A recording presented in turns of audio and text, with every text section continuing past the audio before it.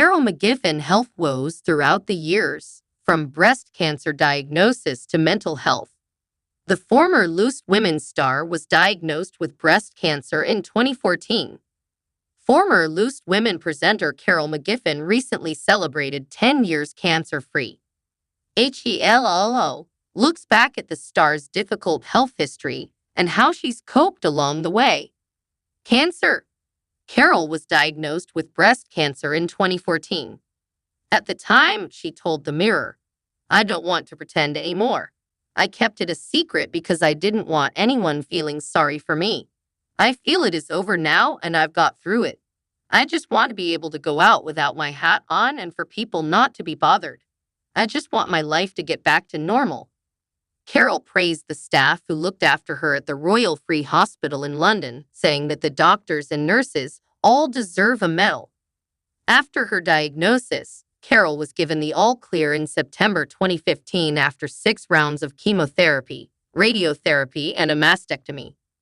Speaking to Closer, Carol said, "If you think about something too much, it becomes terrifying. The chemo was an insurance policy. The first round was a piece of cake, but the effects are cumulative, so by the time you get to the 6th one, you feel absolutely shocking. It knocked me for 6, but I tried to carry on as normal. When I absolutely couldn't, I gave into it, and in a weird way, I enjoyed giving into it." Support system. Carol credited her then fiancé Mark Cassidy for being a rock for her throughout her treatment, saying in interviews with The Mirror and the Sunday People that he had been unbelievable. She touchingly shared that humor had been key in helping keep the couple steady through the difficult time. "Mark has lifted my spirits. I sometimes wake up and he is walking around with my wig on. He keeps saying, 'Oh, you've got a great shaped head.' I reply, 'Well, that makes it all right then.' We have a good laugh." The presenter is now looking ahead, saying, "Normal service is resumed. If it comes back, I'll deal with it. It's not a battle. I just see it as a bit of a health hiccup. For now, I'm going to get on with my life and enjoy every minute of it." Carol's tragic family connection to cancer. In 2017, Carol confirmed that her younger sister Tracy had died from cancer. "Cancer is scary, but I don't see the point of getting emotional about it," the former Loose Women star wrote Best magazine. "So when my sister, Tracy, found a lump in her left breast, just like mine, 3 months ago, I said, 'Right, we'll find out what the treatment is, deal with it, and you'll be fine.' But she wasn't fine. I think, deep down, Tracy knew it was bad news. She'd been having massive headaches and her coordination was off. She kept bumping into things." In a tragic turn, the family were told that Tracy's cancer was metastatic, meaning that it had already spread from her lung to her spine, liver, brain, and to her breast. Carol also wrote in her Best magazine column that she'd hoped she would have longer with her younger sister. "We were always close as kids, but as we grew up, things changed, and I'm really glad that in the end, those last 4 months, I got to spend some good quality time with her. We had days out at the seaside, went out shopping, had lovely pub lunches. I felt like I was getting to know her all over again." Her mother also tragically died from cancer. What has Carol said about her cancer journey? On Loose Women, Carol opened up about her decision not to have reconstructive surgery after her mastectomy in 2014.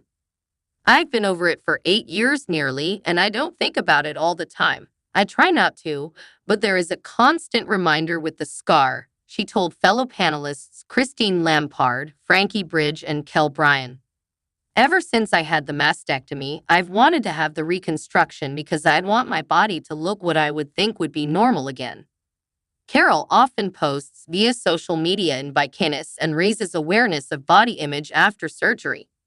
"I don't like the idea of that part of me missing and being so asymmetrical, but at the same time, I can't bring myself to do it because I don't want to put myself through it just in case the cancer comes back. Because it's always a risk, and if it comes back, the month after I've been in hospital for 2 months. I don't know. I can't square that," she continued. Shortly after the show aired, the official Instagram account posted to thank fans for the inundation of support they'd received following Carol's openness and vulnerability. Why did Carol leave Loose Women? Writing in Best Magazine, Carol said her departure was due to stress, also related to contract issues. I've had to step away from it. It was causing me too much stress. She wrote, if I wanted to carry on doing the show, I would have to sign a contract that was totally unjust and unworkable for me, so I had to say no thanks. The 63-year-old also said the ordeal was affecting her health. Many fans were concerned when Carol's face appeared red and inflamed on a Loose Women appearance. It looks like I've had some kind of cosmetic procedure, she told fellow panelist Kay Adams. I just woke up and my face was like a tomato, seriously red face and itchy. At the time, she explained to viewers that she decided not to wear makeup in case it made the condition worse, a move which was met by approval from fans. One said, good on Carol, women shouldn't have to coat themselves in makeup or feel like they have to. Leaving the show seems to have helped with her skin, as Carol noted that she hadn't had a flare-up since leaving the show. How did her fellow Loose Women hosts react to her departure? Her fellow panelists were quick to share their support.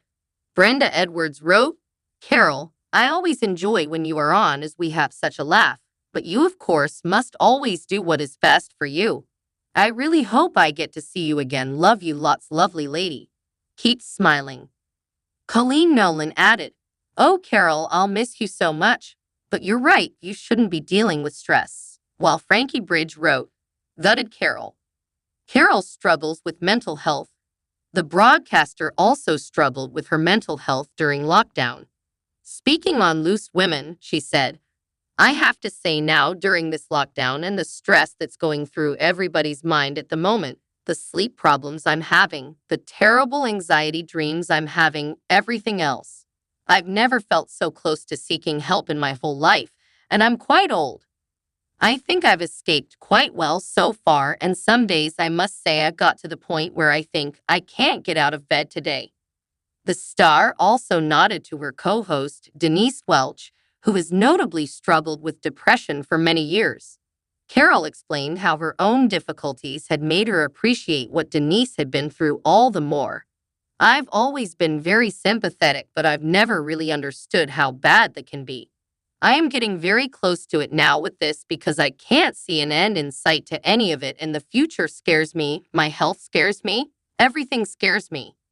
Carol's decision to become celibate. After she turned 40, Carol told The Mirror that she became celibate for 7 years until she met her now husband Mark Cassidy. She told the publication, after being so into sex all my life since I was a teenager, I didn't actually miss it. And about a year after that, my mom died and I wasn't interested at all.